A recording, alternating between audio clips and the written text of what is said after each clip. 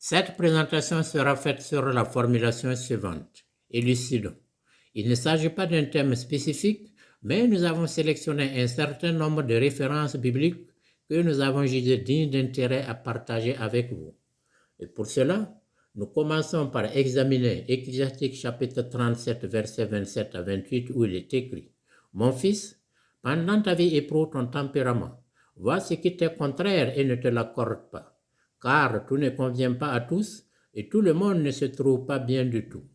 La parole de Dieu nous dit ici de toujours dompter nos passions et nos désirs afin de pouvoir sélectionner les projets et les réalisations qui nous conviennent au mieux. C'est en fonction de tes capacités, de tes compétences, en somme, les dons que Dieu t'a accordés, c'est en fonction de cela que tu dois t'orienter pour réussir dans tes projets.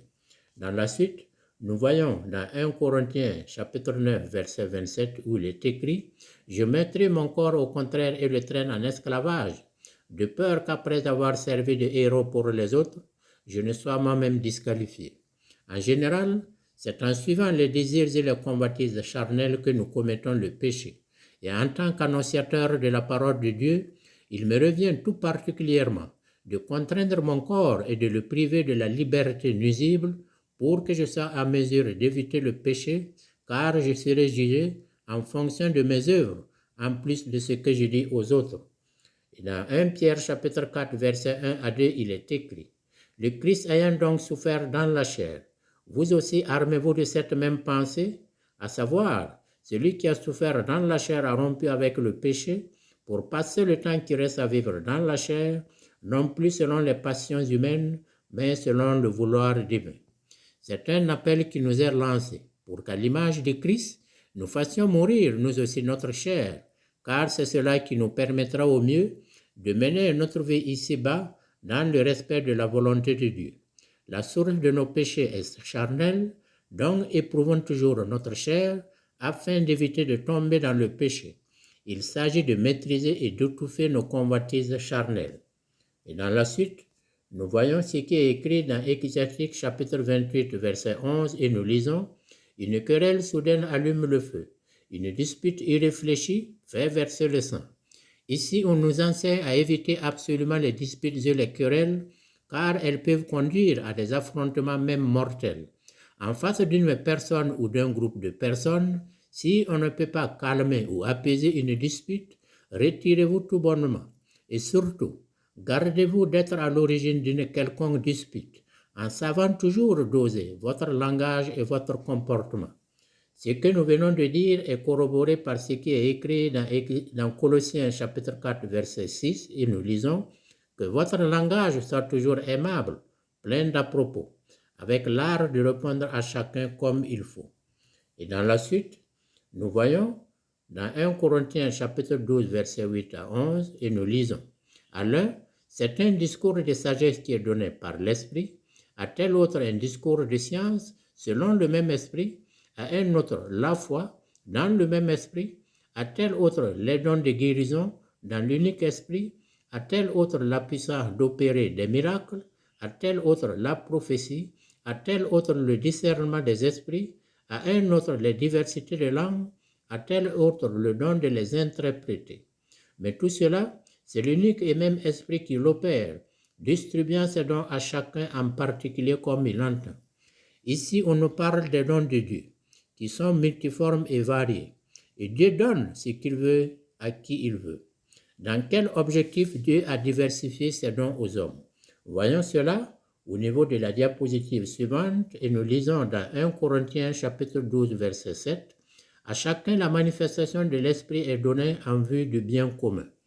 Quelle que soit ma volonté et mon ardeur au travail, je ne peux réunir à mon seul niveau toutes les compétences pour exécuter les différentes tâches de la vie. Je suis médecin et j'ai besoin des services d'un architecte, d'un menuisier, d'un mécanicien, etc. Ce qui voudrait dire que je ne peux pas me passer des autres et eux aussi ont besoin de mes prestations. Si je veux être satisfait des services rendus par les autres, alors à mon tour, je dois aussi rendre les miens avec la plus grande perfection possible. Nous devons tous considérer que nous œuvrons individuellement et collectivement à la plus grande satisfaction du bien commun. Et ce bien commun nous appartient à tous et il est de Dieu. Nous poursuivons notre méditation pour découvrir ce qui est dit dans Proverbes chapitre 11, verset 24 et nous lisons « Tel est prodigue et sa richesse s'accroît, tel amasse sans mesure et ne fait que s'appauvrir. Celui qui pense à partager ce qu'il possède avec les autres pour leur bien est toujours béni par Dieu et sa richesse ne fera que s'accroître. Par contre, celui-là qui ne fait qu'amasser pour sa propre fortune en ne visant que son seul intérêt, ce dernier n'aura pas la bénédiction de Dieu et il court ainsi à sa ruine. » Et dans Proverbes chapitre 10, verset 22, il est précisé. C'est la bénédiction de Yahvé qui enrichit sans que l'effort y ajoute rien. La bénédiction de Yahvé est au-dessus de nos efforts personnels et même à elle seule suffit pour notre réussite. Cela ne veut pas dire que nous devons croiser les bras et ne plus travailler, mais que nous ayons toujours à l'esprit que c'est seulement la bénédiction de Dieu qui nous garantit une réussite certaine, complète et irréversible. Et nous continuons pour voir ce qui est dit dans 2 Corinthiens chapitre 4 verset 16 et nous lisons. C'est pourquoi nous ne faiblissons pas. Au contraire, même si notre homme extérieur s'en va en ruine, notre homme intérieur se renouvelle de jour en jour.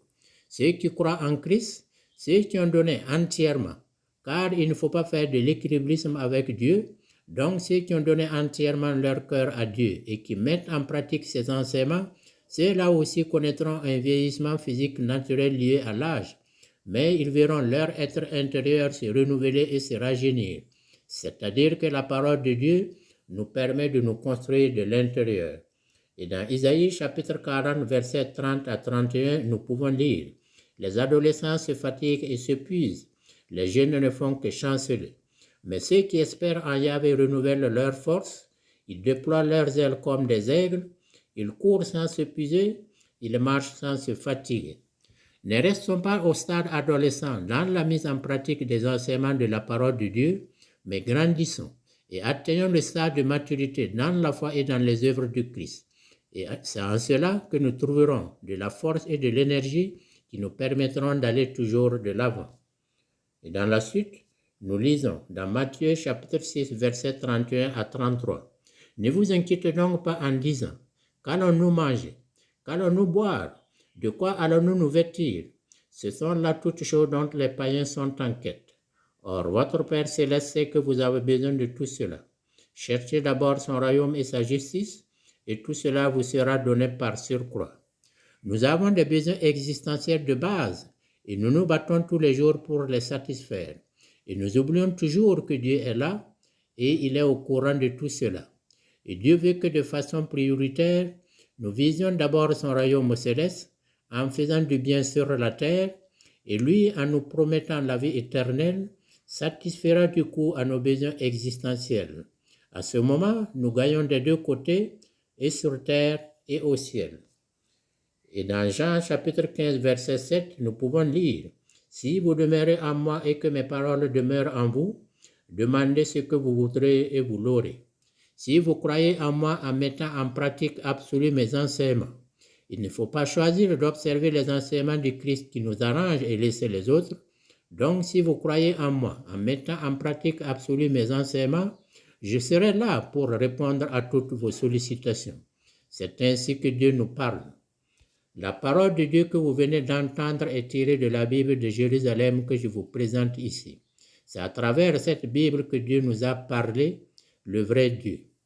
Remercions Dieu qui nous a donné le Saint-Esprit et prions pour que le Saint-Esprit soit toujours avec nous pour nous éclairer davantage sur la parole de Dieu.